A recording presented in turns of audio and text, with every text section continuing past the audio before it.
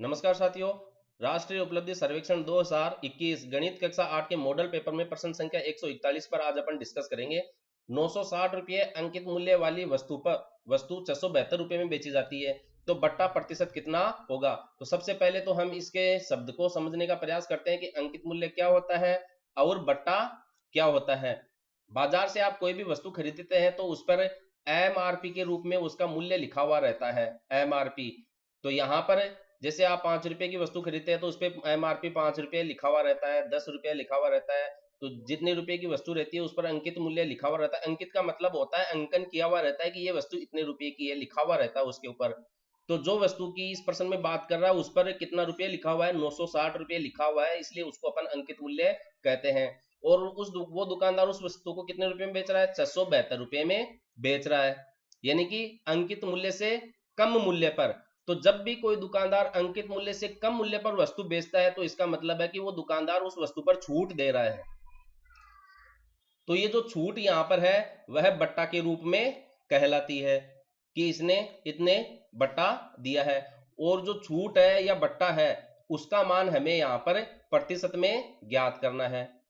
तो देखिए कितने रुपए की छूट दे रहा है उसका मान ज्ञात करने के लिए हम क्या करेंगे, सबसे पहले तो 960 रुपये में से 672 रुपये घटा देंगे।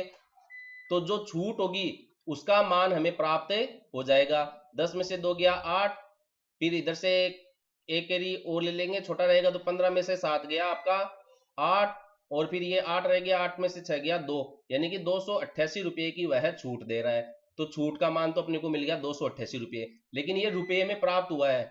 इस 288 रुपये का मान हमें प्रतिशत में ज्ञात करना है। तो पहले बच्चों आपने प्रथम टेस्ट, द्वितीय टेस्ट, अर्धवार्षिक परीक्षा, वार्षिक परीक्षा आप देते हैं तो आपका जितने नंबर की परीक्षा होती है उसमें से जो नंबर आपको प्राप्त होते हैं उसको प्रतिशत में बदलने के लिए आप क्या करते हैं, जितने नंबर आपको प्राप्त होते हैं उसको तो अंश में लिखते हैं, और कितने नंबर का आपका पेपर था, परीक्षा थी, उसको हर में लिखते हैं, और उसको 100 से गुणा करके प्रतिशत का चिन्ह लगाते हैं। तो ये हमें किसका मान देता है, आपको कितने अंक प्रतिशत में प्राप्त हुए हैं उसका मान देता है। अब यही अगर हमें कितने प्रतिशत कम नंबर आए उसका पता लगाना है तो 10 नंबर का है, 1 नंबर कम रिया, तो 1 को अपन अंश में लिखते हैं, कितने में से 1 कम हुआ, 10 में से, और फिर उसको 100 से गुणा करके अपन प्रतिशत का चिन्ह लगा देते हैं, यानी कि 10% नंबर आपके कम रहे। तो ऐसी ही कमी, सिर्फ इन बातों को ध्यान रखकर ही हम बट्टा ज्ञात कर लेंगे। देख लिए कम कितना हुआ, 960 में से 288 रुपये, 288 रुपये तो कम हो गए, और ये कितने रुपए में से कम हुए हैं, 960 रुपये में से। इसका मान प्रतिशत में ज्ञात करने के लिए हम इसको 100 से गुणा करते हैं और प्रतिशत का चिन्ह लगा देते हैं। तो देखिए इसको सरल करते हैं।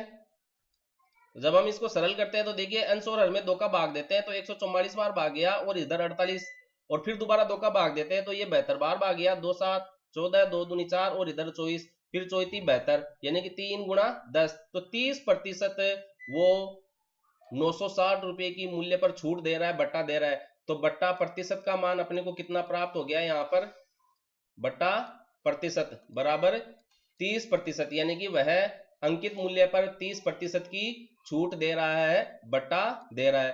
तो ऑप्शन जो है अपना 3 नंबर का इसमें सही होगा। तो पहले बच्चों बट्टा प्रतिशत ज्ञात करने के लिए आप सूत्र भी लिख सकते हैं कि जो बट्टा प्रतिशत है वो कितना होगा। आपका जो अंतर है अंकित मूल्य और बेचे गए वस्तु के बेचे गए मूल्य में जो अंतर है, मूल्य में जो अंतर है वो ऊपर लिख दीजिए, और वस्तु का अंकित मूल्य जो है वह आप हर में लिखिए, और इसको 100 से गुणा करके प्रतिशत का चिन्ह लगाइए। यहां पर जो अंतर है वो अंतर क्या है, देखिए अंकित मूल्य, अंतर जो है अंकित मूल्य में से विक्रय मूल्य घटाएंगे, विक्रय मूल्य, तो हमें अंतर प्राप्त हो जाएगा, यानी कि राशि का अंतर की कितने बट्टा दिए, कितनी छूट अपन ने दी है। तो अंतर का मतलब आप इस तरीके से समझेंगे इसको। तो आप ये भी लिख सकते हैं अंकित मूल्य माइनस विक्रय मूल्य बट्टा अंकित मूल्य गुणा 100%।